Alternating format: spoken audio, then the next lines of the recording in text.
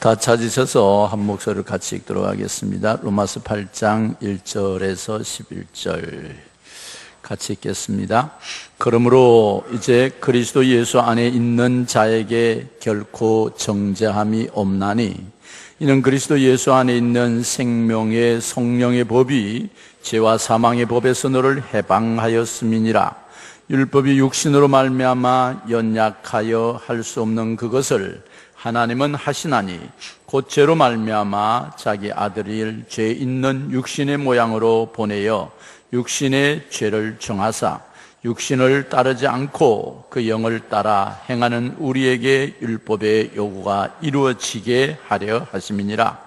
육신을 따르는 자는 육신의 일을, 영을 따르는 자는 영의 일을 생각하나니 육신의 생각은 사망이요 영의 생각은 생명과 평안이니라.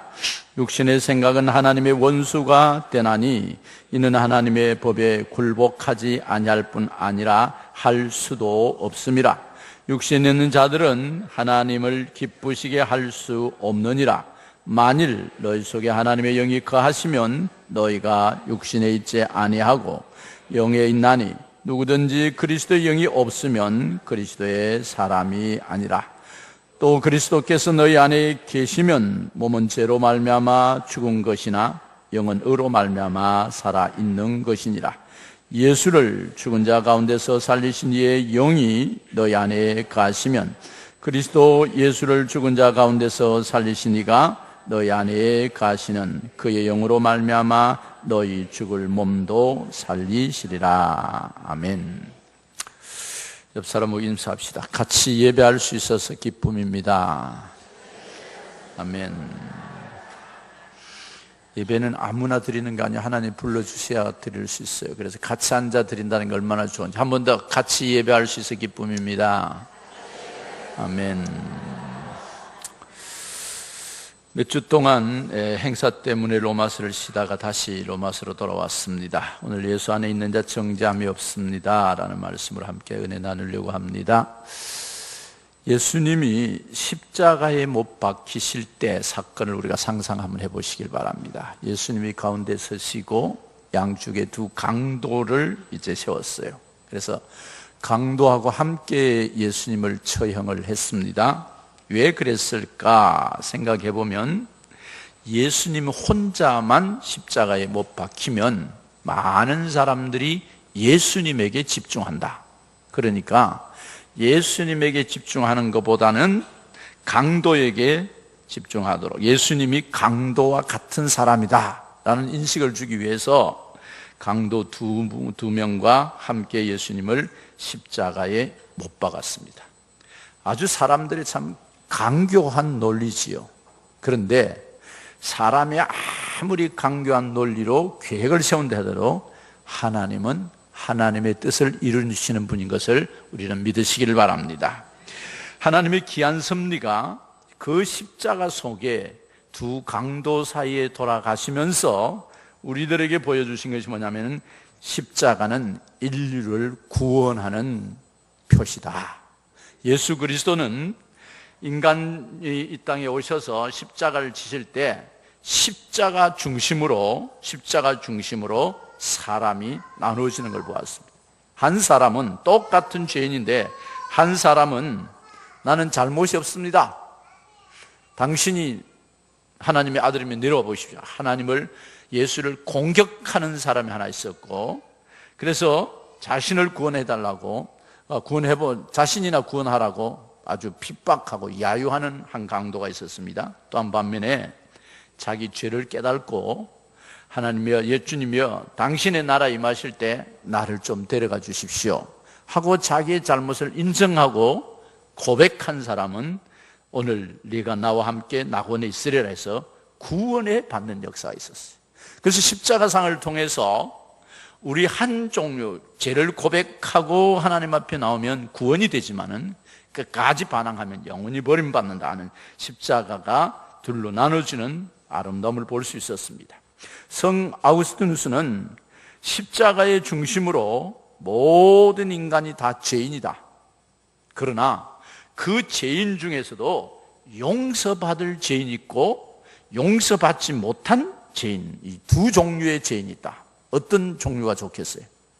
용서받은 죄인. 여러분들 십자가에서 용서받음을 믿습니까? 아멘입니다. 그걸 믿어야 오늘 나올 수 있지 않습니까?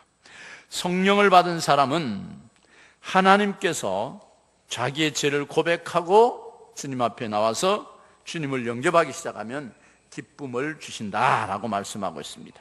특별히 오늘 우리가 이제 로마서 8장까지 왔는데요, 사람들이 로마서를 얼마나 사랑하느냐 하면 모든 성경이 다 하나님 말씀이지만은 그 모든 성경 중에 가장 뛰어난 성경이 로마서다.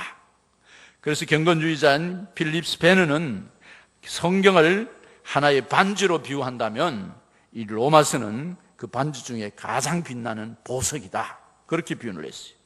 대설교가 마틴 로이드 존스는 모든 지체 중에 더 위대한 지체가 있듯이 로마서는 성경 중에 가장 위대한 서신이다, 복음이다 그랬어요.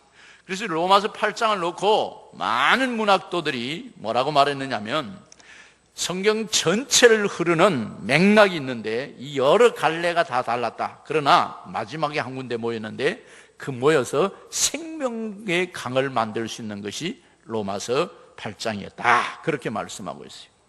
또한 반면에 많은 인생의 여정을 살아온 신앙의 선배들이 우리 인생의 여정에 문제가 있을 때 수많은 걱정을 하고 고통을 하고 염려를 하다가 그래서 인생을 포기하고 싶은 사람들이 있다는 거예요. 학생은 공부도 하기 싫을 때도 있고 또 가장들은 일하기 싫을 때도 있고 주부들은 막 살림 살기 싫을 때도 있고 이럴 때 사람들이 그 문제를 해결하기 위해서 굉장히 분주하는데 어떤 사람은 쇼핑을 해보기도 하고 스포츠를 해보기도 하고 여행을 가보기도 하고 먹거리를 먹어보기도 하고 친구를 만나기도 하고 여러 가지 하는데 인생의 문제가 안 풀리더라는 거예요. 그런데 많은 사람들이 이 로마서 8장을 읽고 하나님을 만나고 평강을 얻었다.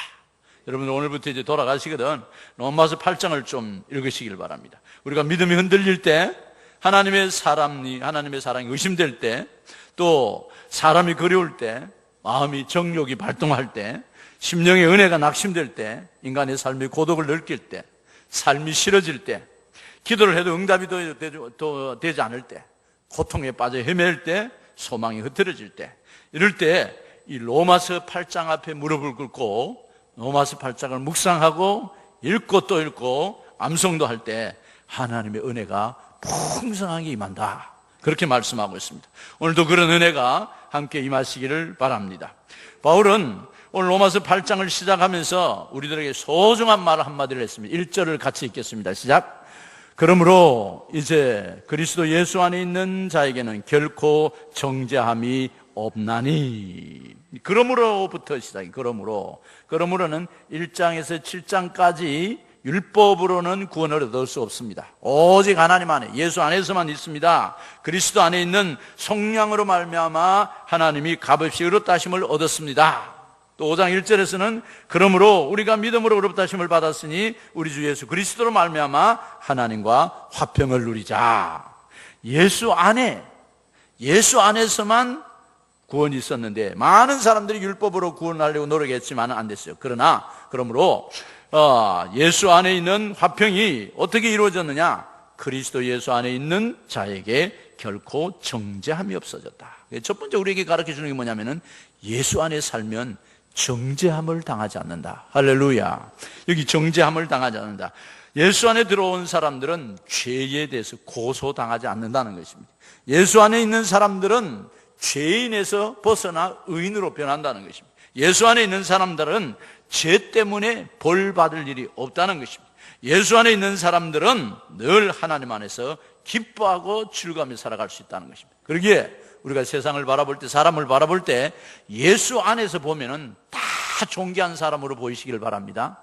그래서 우리 남편도 예수 안에 보면 존귀한 사람, 아내도 예수 안에 보면 존귀한 사람, 우리가 낳은 자녀들도 예수 안에 보면 존귀한 사람, 결코 정죄함이 없는 사람으로 보이는 거예요. 그래서 오늘 바울은 예수 그리스도 예수 안에 있는 자에게는 결코 정죄함이 없다. 여기 정죄함이 없다라면 우데카타크리마라는 헬라어로 썼는데요. 이 말은 무슨 말이냐면 무죄 선고.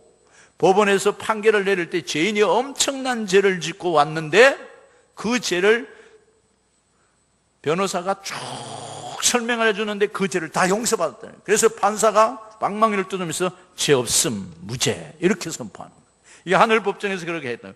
우테카타 크리마라는 말, 죄 없다, 완전한 의인이다, 그렇게 선포해 주시는 거는, 신학적으로 보면 우리가 죽은 후에 하나님 앞에 서게 될 텐데, 그 서게 되면 사탄이 우리 죄를 낱낱이 까발리는 거예요. 출생에서부터 지금까지 수많은 죄를 다 고소하는 거예요. 고소를 하는 거예요. 그러면 어떻게 해요? 우리는 그런 죄인인 수밖에 없는 거예요. 그래서 죄를 인정하고 스스로 의롭다 할 수 있는 길이 전혀 없는 거예요. 그런데 그때 재판장이신 하나님이 예수님에게 변호사한테 변론하실 말이 없느냐고 그럴 때 예수님이 그 발을 맞습니다. 지금까지 그분이 지었던 모든 죄가 반드시 다 맞고 그 죄법에 의하면 반드시 죽어야 마땅합니다. 그런데 단 한 가지, 그가 그 죄가 자기가 죄인인 것을 알고 영원히 버림받을 것을 알고 마지막 때 이 땅에 뿐만 아니라 마지막에 지옥에 가서 영원히 행벌받을 것을 알고 난 다음에 그 죄를 가지고 철저히 십자가 앞에 나와서 예수 그리스도 안에 나오면 그 죄가 결코 정죄함이 없다는 이 말을 믿고 그분 앞에 나와서 부르짖고 자기를 십자가에 못 박고 예수 그리스도를 받아들이심으로 그분을 위해서 죽으신 분이 한 분 있는데 그것이 바로 예수다. 나 예수다. 내가 그를 위해서 죽었고 그 죄 때문에 내가 다 짊어졌고 그러니까 이제 다시는 그 사람을 정죄할 수 없습니다. 무죄입니다. 이렇게 선포하는 거예요. 그러니까 재판관이 변호사 대신 예수님의 변론을 다 듣고 나서 한 말이에요. 우데 카타크리마라고 선포하는 게 죄가 없다, 정죄함이 없다, 무죄다 선포해 주는 거예요. 이게 얼마나 우리들에게 놀라운 축복인지 모릅니다. 세상의 가장 큰 행복은 바로 하늘에서 우리를 향하여 정죄함이 없다라고 선포해 주시는 것입니다. 모든 것이 다 있어도 우테카타크리마라는 정죄함이 없다라는 이 말이 없으면 우리는 영원히 멸망하는 거예요. 그래서 제가 자주 쓰는 용어가 뭐예요? 정말 죽도록 힘들어도 괜찮다. 지금 도저히 헤어날 수 없는 환경이라도 괜찮다. 마지막에 나는 죽었다. 그래도 괜찮다. 죽고 나면 뭐 된다고요? 우린 천국 가 있을 거다. 할렐루야. 그럼 마지막에 우리는 승리자라는 거예요. 끝까지 싸워서 마지막에 승리하는 자가 참된 승리자인 줄 믿으시길 바랍니다. 그래서 로마서에서 쭉 설명했다 오다가 여러분은 모든 율법으로서는 불가능하지만은 예수 안에서는 가능합니다. 그렇게 말했어요. 그래서 예수 안에 가능했던 게 뭐냐면 하나님의 어마어마한 사랑이라는 거예요. 빌리그램이 이런 비유를 들었어요. 무슨 비유를 들냐면 길 가는 나그네 옷 벗기기, 그런 글들이 많이 써져 있습니다. 어떻게 벗겨요? 바람과 태양이 둘이서 내기를 한 거예요. 저 길 가는 저 건장한 나그네가 너무 추워서 외투를 저렇게 많이 입고 가기 힘들어 하는데 내가 한번 벗기봐라. 이게 바람이 간단합니다. 이래서 간단. 어떻게? 세찬 바람을 몰아치면 다 벗을 수 있습니다. 그래서 막 폭풍을 몰아쳐 본 거예요. 근데 나그네는 막 더 움켜쥐는 거예요. 안돼. 내 옷 하나도 벗으면 안 돼. 움켜쥐는 거예요. 그러니까 태양이 있다가 네 갖고는 안 되겠다. 네 수를 봐라. 그러면서 그 나그네에게 광렬한 햇빛으로 따뜻하게 있어요. 한 걸음 두 걸음 가다 더우니까 외투를 하나 벗고 겉옷을 벗고 속옷을 이렇게 벗고 난제 다 벗어야 되니까 치는 거예요. 그때 태양이 뭐랬어요? 사람을 감동시키는 건 사랑이다. 할렐루야. 따뜻한 사랑으로 다가가기 시작하면 모든 것을 다 내려놓을 수 있다. 우리 주 예수 그리스도의 십자가는 바로 우리 죄를 정죄하고 판단하고 그 죄에 대해서 끔찍한 걸 지불하는 것이 아니라 주님이 다 담당하시고 사랑으로 오셨기 때문에 우리가 결코 정죄함이 없다. 그렇게 받았어요. 그렇다면 문제는 우리가 죄를 용서를 다 받았으니까 이상한 교단이 생기기 시작하는 거예요. 이제 죄 용서, 하늘나라에서 나를 의인으로 선포했기 때문에 마음대로 살아도 된다. 어떤 사람들이 그런 이야기. 절대 우리 서울산 성도는 그런 이야기. 돈 빌려갖고 살다가 마지막 주님 오면 떼먹어도 된다. 갚아야 돼요. 옆 사람 보고 갚아야 된답니다. 기도하셔야 돼요. 아무 돈 빌려갖고 주님 오시면 떼먹어도 된다. 이런 심보로 살면은 정죄함을 받은 사람이 아니에요. 엉터리예요, 엉터리. 하나님이 나를 완전한 의인으로 정죄해 줬기 때문에 이제는 마음대로 죄지도 된다. 그래서 막 남의 거 막 마음대로 하면 안 돼요. 정말로 하나님 앞에 그 사랑을 받고 정죄함이 없이 온전한 하나님의 사람으로 부르심을 받았다면 우리가 어떻게 살아야 돼요? 육신의 법으로 살지 말고 성령을 따라서 살아라. 따라합시다. 성령을 따라 삽시다. 2절을 이렇게 말해요. 그는 그리스도 예수 안에 생명의 성령의 법이 죄와 사망의 법에서 너를 해방하였음이니라. 할렐루야. 하나님이 우리를 죽을 수밖에 없는 죄인을 성령의 법으로 해방시켜 주셨어요. 그 해방시켜준 성령의 법이 우리 속에 들어와서 우리와 함께 하시는 거예요. 그래서 우리의 삶의 현장 속에서도 기쁨과 은혜가 충만하기를 주님의 이름으로 축복합니다. 그리스도 안에 있는 생명의 성령의 법이 죄와 사망의 법에서 너를 해방했다라고 말씀합니다. 그리고 해방이라는 단어를 썼어요. 해방이라는 단어. 앞에 1장에서 7장까지는 해방이라는 단어가 없어요. 주로 1장에서 7장까지는 어떤 단어가 많이 나오면 율법이라는 단어가 나와요. 율법. 법으로 해라. 이게 굉장히 많이 나왔어요. 그런데 8장에 와서 해방이라는 단어가 약 20배 이상 계속 나오는 거예요. 전에는 우리가 어떻게 살았느냐? 죄와 사망의 법, 율법에서 살았어요. 그럼 어떻게 돼요? 다 죽는 거예요. 죄를 지으면 죽습니다. 영원히 멸망합니다. 죄의 사망의 법에 살기 시작하면 기쁨이 없고 감격이 없고 감사가 없어요. 그러나 생명의 성령의 법이 적용이 되면 그분 안에서 다 해방이 되느니라. 할렐루야. 오늘 혹시 교회 오시기 전에 우리 삶이 묶여있던 게 있고 고통스러운 게 있으면 성령의 해방의 법으로 해방되시기를 주님의 이름으로 축복합니다. 생명의 성령의 법은 정죄받지 않는다는 것입니다. 생명의 성령의 법이 우리에게 적용하면 우리가 새 사람이 된다는 것입니다. 우리가 변화가 된다는 것입니다. 정죄받지 않을 뿐만 아니라 하나님 안에서 기쁨을 누리고 살아갈 수 있다라는 것입니다. 모든 사회는 법칙이 다 있습니다. 법칙이. 자연에도 자연 법칙이 있습니다. 그래서 삼라만상이 움직이는 것들은 하나님이 만드는 창조의 자연 법칙으로 움직여요. 아무리 겨울이 빨리 오고 싶어도 봄, 여름, 가을이 가야 겨울이 오는 거예요. 뒤바뀌지 않아요. 여러분들 하루아침에 아이를 막 그냥 이렇게 키우고 싶어도 날이 가야만이 크게 돼가 있어요. 이게 모든 원리와 자연 법칙이에요. 그래서 저 법칙, 이 자연 법칙에 따라 살아요. 동물들은 생명 본능의 법칙이 있어요. 그래서 자기 새끼를 동물들이 좋아해요. 그리고 배가 고프면 먹어야 돼요. 막 안 먹으면 막 싸워간대요. 근데 그 이상들은 못해요. 왜? 생명의 본능의 법칙만 가지고 있기 때문에. 그래서 자기 새끼 사랑하고 본능적으로 먹이는 거고 먹고 먹이는 것은 할 수 있지만 그 다음은 못해요.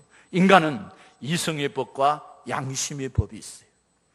그래서 내가 아무리 사람이 보는 사람이 없더라도 내가 죄를 지으면 양심이 떨리고 또 이성적으로 불안해지는 거예요. 그런데 이 법에서만 살면 안 돼요. 이 법에서는 그 자연 법칙은 자연 법칙의 한계가 있고 이성의 법칙은 이성의 법칙의 한계가 있어요. 그러나 인간은 가장 하나님이 존엄한 사람으로 창조해 놨어요. 그래서 인간들은 어느 법에 살아야 되냐? 하나님의 법에 맞게 사시기를 바랍니다. 그 법이 뭡니까? 생명의 성령의 법이라는 거예요. 성령님이 우리를 주장하시고 구원받은 우리를 지켜주시고 도와주시는 법이라는 겁니다. 생명의 성령의 법은 우리와는 너무 차원이 다릅니다. 도덕적 양심의 법을 훨씬 뛰어넘어서 우리가 도저히 불가능한 것을 가능케 하시는 전능하신 하나님의 법이라는 거예요. 생명의 성령의 법은 질서가 있습니다. 거기는 사랑이 있습니다. 풍성함이 있는 거예요. 우리가 상상할 수 없는 풍성함이 있어요. 마태복음 20장 가서 보면 하나님의 사랑의 법이 나오는데요. 예수님 일꾼이 그 주인이 일꾼을 찾으려고 그 시장에 나가요. 시장에 나갔더니 사람들이 죽이 있는 거예요. 그래서 아침 9시에 가서 일꾼을 하나 데려와서 일을 시켜요. 그러다가 일이 더 많으니까 이제 12시에 나갔어요. 12시에 가니까 그때도 놀고 있는 사람이 있는 거예요. 데려와서 또 시켰어요. 오후 3시에 가니까 그때도 일을 찾지 못해서 인력군이 그대로 남아있는 거예요. 3시에 데려왔어요. 마지막에 저녁 5시에 가니까 그때도 사람이 일을 찾지 못해서 호황자황하는 사람, 5시에 있는 사람도 데려왔어요. 그리고 다 와서 저녁 6시 일을 마치고 다 돈을 나눠줬어요. 그런데 아침에 온 사람이 보니까 5시에 온 사람의 일당이나 아침 9시에 온 사람의 일당이나 너무 똑같은 거예요. 반발하기 시작한 거예요. 항의를 하기 시작하는 거예요. 그래서 주인에게 따졌어요. 나는 아침부터 와가지고 해질 때까지 열심히 했는데 왜 한 데나리온이냐? 저 사람은 새벽 5시에 와갖고 6시까지 1시간 했는데 왜 한 데나리온이냐? 공평하지 않지 않느냐? 따지기 시작한 거예요. 이게 뭐예요? 사람들이 가지고 있는 율법이라는 거예요. 율법. 그래서 왜 나는 9시부터 일했는데 이것밖에 주지 않아? 그때 주님이 하신 말씀이 있어요. 9시에 온 사람에게 오후 5시에 온 사람에 한 데나리온을 주면서 주인이 하는 말이 내 것 가지고 내 마음대로 하는 것이다 그랬어요. 그리고 뭐라고 하냐면 나는 너에게 약속대로 했다. 약속을 지키시는 분이. 우리 하나님의 법은 생명의 법인데 은혜의 법이에요. 9시에 온 사람이든 5시에 와서 1시간 한 사람이든 하나님의 은혜가 모두 그들을 쓰는 데 있는 거예요. 그게 뭡니까? 하늘의 약속의 법을 지켜주는 거예요. 예수 믿으면 구원받습니다. 예수 믿으면 새 사람 됩니다. 예수 믿으면 정죄함이 없습니다. 이것이 하나님의 사랑의 법이고 약속의 법이라는 거예요. 자, 누가복음 15장 가면 당자의 이야기가 나와요. 당자 이야기가. 아버지를 떠나서 자기의 재산을 가져가 다 허랑방탕 당진하고 마지막 그가 느꼈던 게 뭐냐면 내가 이대로 죽는 것보다 아버지의 집에 돌아가면 품꾼의 하나로 써주셔서 먹고 마시는 데는 배고프지 않을 것 같다. 그래서 모든 걸 버리고 아버지 집으로 돌아오기 시작해요. 아버지 집에 돌아올 때 아버지가 멀리서 보니까 아들이 거지 몰골이대가 들어오는 달려가서 끌어안고 입을 맞추고 집에 데려가서 목욕을 시키고 새 옷을 갈아입히고 가락지를 끼우고 신발을 신기고 모든 동네 사람들을 불러놓고 송아지를 잡고 대잔치를 열고 풍악을 울렸어요. 죽었던 아들이 살아왔다는 거예요. 잃었던 아들을 찾았다는 거예요. 이 아들은 품꾼의 하나, 율법주의적 사고이기 때문에 내가 이제까지 이렇게 다 못했기 때문에 이제는 아들이 아니고 종으로서 살겠습니다 하는 품꾼의 하나로 써달라고 왔는데 아버지의 사랑은 한없는 생명을 살리는 성령의 법칙의 사랑으로 그를 안아주는 거예요. 그때 이 환경을 받은 큰아들이 문제였습니다. 큰아들이 집에 와서 보니까 그렇게 허랑방탕한 아들이 돌아왔는 아들을 잔치하고 있습니다. 그래서 아버지께 따져서 꼬박꼬박 따지기 시작합니다. 억울합니다. 나는 이른 아침부터 밤 늦은 시간까지 아버지께 한 번도 반항하지 않았고 한 번도 거절하는 끝까지 지키고 집안을 지키고 이랬는데 왜 내게는 염소 새끼 한 마리도 주지 않습니까? 이 사람은 아버지 집에 있었는데 하나님의 구원을 몰랐어요. 하나님의 그 큰 성령의 법 사랑을 몰랐어요. 그래서 율법적으로 말해요. 동생은 저런 사람인데 나는 왜 이렇게 안 해줍니까? 교회 공동체 안에도 이럴 수 있어요. 나는 모태신앙부터 지금까지 열심히 했는데 왜 나는 이렇습니까? 하고 따질 수 있어요. 아닙니다. 하나님은 내 동생은 잃었다가 얻었고 죽었다가 살았다. 주님의 은혜의 법은 어떤 사람이라도 품어서 생명으로 살리는 하나님이시라. 하나님이 보호하시는 하나님이시라. 잃었다가 찾은 아들, 죽었다가 살아난 아들, 이런 것을 품는 것이 은혜와 사랑의 법이다. 십자가는 은혜와 사랑의 법이고 결코 정죄함이 없다고 선포해 주시는 내가 잘해서가 아니고 하나님의 거신 은혜였다. 주님은 목자라고 자기를 보였어요. 그래서 들에 양을 쳐요. 양 100마리를 치다가 저녁이 돼서 다 우리에 들였는데 한 마리가 없어진 거예요. 큰일 났어요. 동네 사람들을 불러서 횃불을 들고 산을 넘고 물을 건너서 이런 양 한 마리를 찾아왔어요. 목에 얹고 메고 들어왔어요. 근데 놀라운 사실은 그 양을 찾았다고 동네 사람들을 불러놓고 잔치를 벌인 거예요. 양을 10마리나 잡는 거예요. 어떤 게 이익입니까? 잃어버린 양을 내버려 두는 게 이익입니까? 찾아와서 10마리 죽이면 9마리는 손해입니다. 그런데 왜 그렇게 할수 있어요? 그것이 하나님의 사랑이라는 거예요. 잃어버린 어린 양을 놓고 축제하고 기뻐한 자기의 모든 것이 다 들어가도 그 양을 살리는 것이 우리 하나님 아버지의 사랑이었다. 율법은 무엇입니까? 사람들이 그 율법을 완성해야만이 은혜가 되는데 우리 인간은 죄인이기 때문에 이 율법을 완성할 수가 없었어요. 그래서 3절은 이렇게 해요. 율법이 육신으로 말미암아 연약하여 할 수 없는 그것을, 율법은 우리의 육신으로서는 연약해서 지킬 수가 없어요. 그런데 누가? 하나님이 하시는데 죄로 말미암아 자기 아들을 죄 있는 육신의 모양으로 보내어 육신의 죄를 정하사 육신을 따르지 않고 그랬어요. 어떻게 했어요? 4절에 육신을 따르지 영을 따라서 행하는 우리에게 율법의 요구가 이루어지게 하려 하심이니라. 우리가 율법으로 온전한 행위를 못하고 온전하지 못하니까 우리는 영원히 버림받을 수밖에 없어요. 그러니까 주님이, 하나님이 자기 아들을 보내주셔서 육신의 생각으로 하지 않냐고 영의 생각으로 생명과 성령의 법으로 우리를 위해서 모든 것을 완성시켜준, 우리의 죄 문제를 다 해결해 주시고 완성시켜줬다고 말씀하고 있어요. 육신의 생각은 죽음입니다. 성령의 생각은 평안입니다. 육신의 생각은 멸망입니다. 성령의 생각은 생명입니다. 그래서 주님께서 이 모든 것들을 육신의 생각으로 하지 않고 영의 생각으로 그가 오셔서 책임져 주셨다라고 말씀합니다. 그래서 우리는 영원 구원에서 구원받은 정죄함이 없는 사람은 어떻게 살아야 되느냐? 영으로 사는 은혜가 있기를 바랍니다. 성령을 따라 사시기를 바랍니다. 영의 임재와 능력을 경험하며 사는 은혜가 있기를 바랍니다. 존 버년이라는 사람이 있습니다. 제가 이번에 존 버년 만든 천로역정을 보려고 했는데 시간이 있구만 지나가 버렸더라고요. 그래서 울산에서 올라가 버렸어. 다시 내가 우리 허집사님한테, 허집사님 아침에 왔다 가시 전화했어. 여기 울주 여기 영화관에 집사님 그 영화 거기 좀 보여주면 안 돼?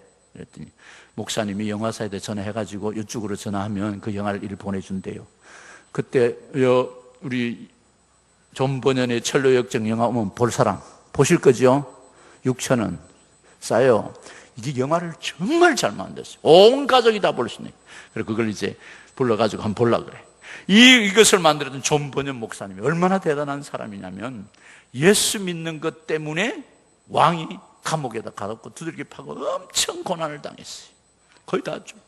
근데 그 교독소에 가가지고 교도관들하고 많은 사람을 감동시키고 너무 은혜로운 거예요. 교도소장이 존 버년의 살아가는 삶을 보니까 이 사람은 보통 사람이 성령을 따라 살고 말씀을 따라서 영적으로 사는 사람이에요. 너무너무 고마워서 존 버년 목사님 집에 한번 다녀오세요. 제가 허락해 드리겠습니다. 집에 가서 아내도 만나보고 자식들도 만나보고 괜히 죄도 없는데 예수 믿는 죄 때문에 잡혀왔는데 목사님은 죄인이 아닙니다. 꼭 갔다 오세요. 하도 권하니까 알겠다고. 그래서 아침에 일어나서 면도도 하고 옷도 좀 갈아입고 이래가지고 이제 집에를 갔다고 나가는 거예요. 나가는데 마음이 성령님이 가는 걸 허락을 안 하는 거예요. 계속 집안에 가는 발걸음 아내를 만날 생각하고 아이들 만나서 막 기쁘고 즐거워야 되는데 불안한 거예요. 성령이 왜 이리 불안합니까? 계속 불안해서 다시 돌아온 거예요. 돌아오니까 교도소장이 깜짝 놀라는 거예요. 아니 목사님 도대체 지금 집에 가라고 그만큼 허락해 줬는데 또 말 안 듣습니까? 그래 이상해 내가 가기가 싫어 죽겠어. 그래서 돌아오는 거야. 방에 가서 앉아있는데 조금 있다가 마차들이 막 도착하는 거예요. 보니까 왕의 명령을 내렸어요. 존 버년이 옥중에 잘 있나 없나 가서 조사하고 오라. 큰일 날 뻔했죠. 그리고 와서 보니까 존 버년이 옥중에 그대로 있거든요. 그래 간수하고 만나서 쭉 체크하고 돌아갔어요. 그때 간수장이 너무 놀란 거예요. 얼마나 가슴이 뛰었겠어요. 그래서 존 버년 목사님께 물었어요. 목사님 정말 제가 죽다가 살아났습니다. 목사님 아니었으면 난 목 날아갔습니다. 목사님이 집에 안 돌아왔으면 난 목 날아갔습니다. 어떻게 해서 그런 일을 하셨어요? 그때 이렇게 말했어요. 존 버년 목사님이 당신은 나에게 집에 가라고 허락했지만 하나님은 나에게 허락하지 않았어. 돌아가라 하셨어. 성령의 음성을 듣고 돌아왔을 때 존 버년도 살고 교도소 소장도 살고 큰 은혜가 있었다. 하나님의 사람들이 성령을 따라 살 때, 그분의 명령을 쫓아 살아갈 때 성령의 생명의 성령의 법칙이 우리를 놀랍게 만드는 것입니다. 그래서 4절에서 8절까지는 육신에 사는 사람은 이렇고 성령을 따라 사는 사람은 이렇다고 만들어요. 육신을 따르지 않고 그 영을 따라 행하는 우리에게 율법의 요구가 있지만은 육신을 따르는 자는 육신의 일을, 영을 따르는 자는 영의 일을. 육신의 생각은 사망, 영의 생각은 생명. 육신의 생각은 하나님과 원수, 하나님의 법에 굴복하지 아니할 뿐만 아니라 할 수도 없다. 육신에 있는 자들은 하나님을 기쁘시게 할 수 없다. 지난 주일날 재직회 하다가 제가 다리에 쥐가 나가지고 혹이 났어요. 그래서 왜 쥐가 났을까? 요즘 이제 우리 성도들이, 목자들이 360 프로그램을 만들고 나서 교인들의 기도 제목을 하나씩 매주마다 올려요. 목장하고 올려요. 제가 그걸 놓고 이제 기도를 하다 보니까 이게 1시간, 2시간가 기도가 안 되는 거예요. 최소한 한 3시간은 해야 돼요. 근데 기도 제목을 보니까 눈물밖에 안 나는 거예요. 자식 걱정, 남편 걱정, 집안 걱정, 사업 걱정, 건강 걱정. 와, 걱정이 그리 많은 줄 몰랐어. 근데 그 걱정을 내가 계산을 해봤어. 이 사람이 이거 해결하겠나? 해결 못해. 자식이 예수 믿게 하는 거 여러분 할 수 있어요? 못해. 남편 말 안 들어 교회 안 나와. 여러분 되겠어요? 사업 내 마음대로 안 돼. 건강도 내 마음대로 안 돼. 감기도 안 걸리면 감기 걸리면 꼼짝 못해. 모든 것이 성령이 해줘야 되는 것들. 할렐루야. 그래서 제가 그래서 하나님 좀 해주세요. 좀 도와줘야 돼요. 그래서 제가 느꼈습니다. 눈물밖에 안 나는 거예요. 하나님 이거 안 도와주면 안 돼요. 그래서 이제 1시간, 2시간, 3시간. 근데 또 더 재미나는 것은 하나님 요새 나를 잠을 안 재워.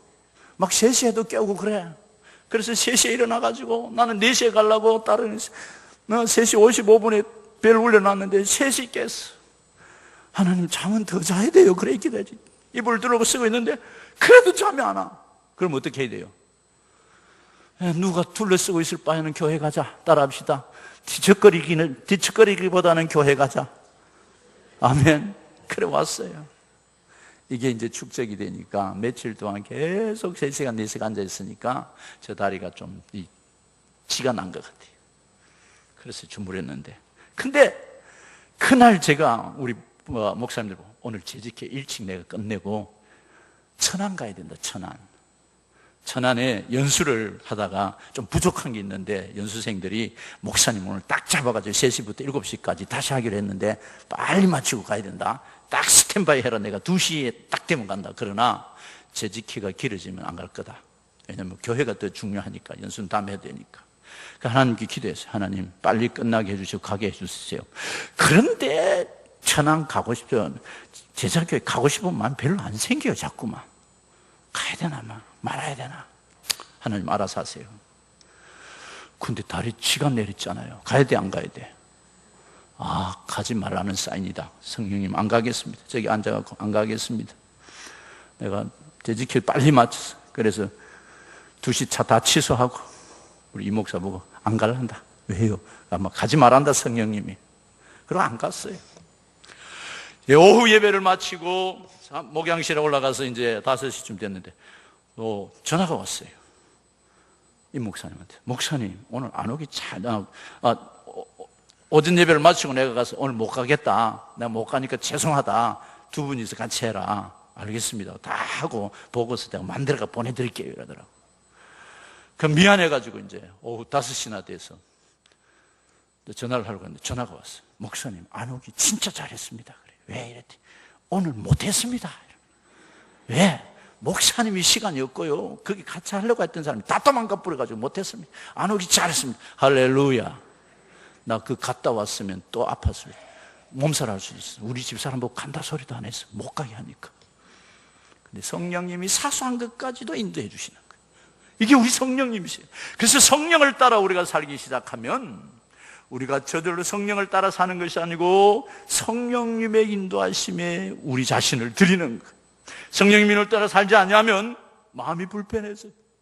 성령님 인도를 따라 살지 않으면 우리들 사이에 염려가 생기게 되겠어요. 그래서 오늘 11절 말씀이 이렇게 말해요. 예수로 죽은 자 가운데 살리신 이의 영이 너희 안에 거하시면 그리스도 예수를 죽은 자 가운데서 살리신 이가 너희 안에 거하시는 그의 영으로 말미암아 너희 죽을 몸도 살리시리라. 할렐루야.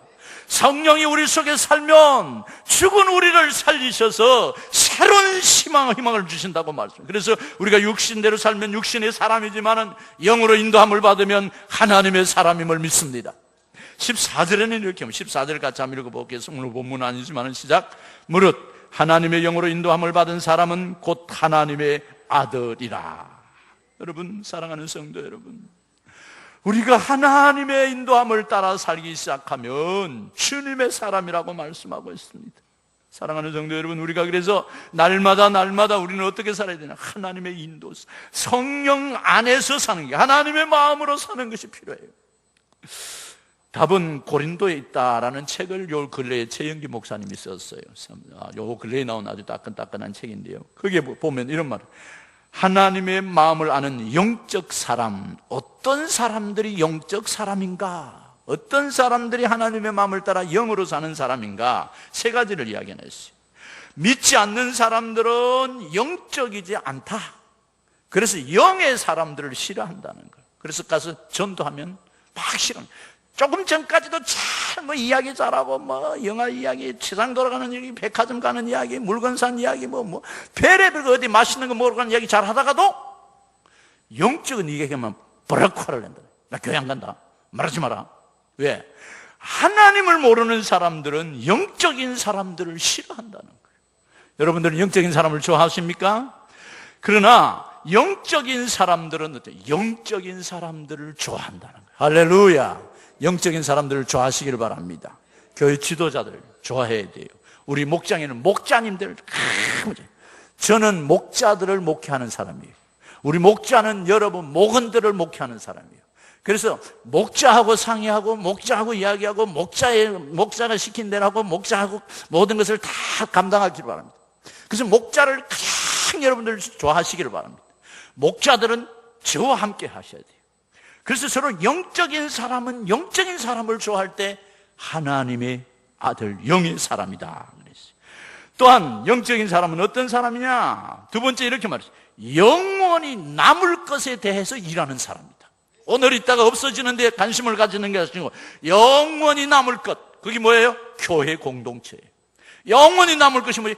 영원 구원하는 거예요. 생명을 살려주는 거예요. 그래서 바울은 영원히 남을 사역에 헌신하라 그렇게 말씀했어요. 고린도 교회가 세워질 때, 터를 닦을 때, 교회를 만들어갈 때 수많은 사람들이 거기에 헌신했어요. 영원히 남을 하나님의 일에 헌신하라는 거예요. 하나님의 일에. 이런 사람이 누구냐? 영적인 사람이다. 우리 청년들이 단기 선교 간다고 저기다가 이만한 포스터를 붙이는, 뭔 거 봤더니 양발 한 컬레 얼마 돈 내라 이 말이지. 맞죠? 그럼 막 적어놨더라고. 돈이 없으면 나는 양발 한 컬레야. 그 부끄러운 거 아니야. 그거라도 적어놔. 그러면 은혜가 됩니다. 영원히 남을, 하나님의 나라의 상금으로 남을 거를 하셔야 하죠. 그 사람이 영적인 사람이다. 세 번째는 최영기 목사님 뭐라고 하냐? 교회를 사랑하는 사람이다 그랬어요. 교회를 사랑하는 사람. 바울이 말하기를 고린도 교회에 있는 사람하고 너희는 방언도 하고 통역도 하고 군사도 나누고 다 했지만 교회에 분쟁했어요. 바울파, 아볼로파, 게바파 이래가 늘 싸우고 네파 싸웠어요. 이거는 영적인 사람이 아니라 아주 어린애 초보들이 하는 일이라는 거예요. 진짜 교회를 사랑하는 사람들은 영적으로 성숙한 사람이기 때문에 어려운 사람이면 더 안아주고 더 품어주고, 누가 무슨 일이 당했다 그러면 그냥 밤을 지새면서 기도해 주는 사람이에요. 할렐루야. 이런 사람들이 많이 나오기를 바랍니다. 제가 참 감사하고 감사한 우리 목자들, 얼마나 감사한지 몰라요. 목원들 중에 말 안 듣는 목이 너무 많아. 좀 돌아가면서 합시다. 나는 죽어도 우리 집은 못 돌아가. 그러면 어떻게 해? 목자만 만날 밥에 미기라는 말이가 영적이지 않다는 거예요. 집안을 오픈을 하시고 서로 도와주시고, 그게 영적이라는 거예요. 또 어떤 사람들은 뭐라 그래요? 그냥 말 안 들어, 죽어도 말 안 들어. 그 영적이. 그러나 또한 그 말 안 들어, 저거는 영적이 아니기 때문에 안 상다. 그러면 안 돼요. 같이 기도해 줘야 돼요. 저분을 위해 기도해 줘야 되겠다. 우리 주님이 그렇게 하셨잖아요. 나를 힘들게 하는 사람이 있으면 그 사람을 위해서 더 울어주고, 또 같이 기도해 주고, 또 우리가 서로 사랑하고 서로 공동체로 섬기는 것이 생명의 성령의 영으로 살아가는, 정지받지 않는 온전한 사람들이라는 거예요. 이런 사람들이 우리 교회에 많이 나오기를 바랍니다. 그래서 우리가 하는 말이, 사람은 우리가 하나님의 사랑으로, 하나님의 은혜로 하나님의 역사가 일어나는 것이죠. 그래서 교회 공동체는 서로 사랑해야 돼요. 교회가 싸우니까 어느 날 지하철에서 누가 막 때리고 싸니까 옆에 가는 사람이 여기가 교회인 줄 아나? 왜 싸우냐? 이랬다는 거예요. 아이고 내 참. 옆 사람 보고 니는 안 그러지? 할렐루야. 우리 모두는 주님 앞에서 영적인 사람이 되어서 세워주고 서로 정죄하지 않고 결코 정죄함이 없나니 도와주고 사랑해주고 축복하는 성령의 공동체가 되시기를 주님의 이름으로 축복합니다.